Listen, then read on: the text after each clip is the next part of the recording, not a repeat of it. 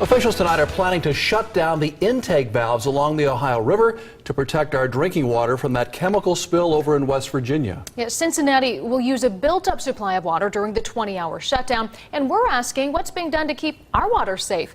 Tap water use restrictions have been lifted for some West Virginia residents after a chemical leaked into the Elk River last Thursday, but it could still be several days before the entire water system there is cleared. So what would happen if something like that happened here? Jackie Sprague is getting answers from city officials.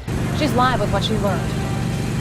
Well, Dayton became a national model for source water protection after a major incident 25 years ago. Officials tell me that means the water supply here is less vulnerable to a chemical spill like the one in West Virginia. The fire is still out of control. The Sherwin-Williams fire in 1987 burned for several days. Dayton firefighters stopped attacking the flames with water for fear that it would contaminate the city's water supply irreversibly. After it was over, the city ramped up its well field protection practices and is now one of the nation's leaders in keeping drinking water safe. The river is more vulnerable because, as you know, bacteria and any chemicals could easily be spilled into a river because they're open access. Groundwater is water that's within the geological formation, the ground, sand and gravel aquifer. It can be anywhere from 20 to 200 feet down.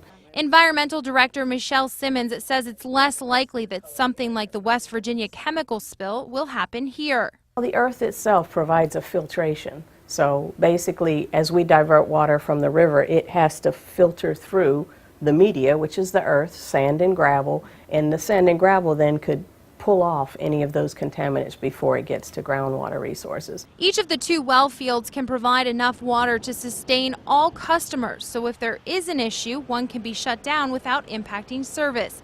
The city also works with businesses to decrease risks by offering incentives.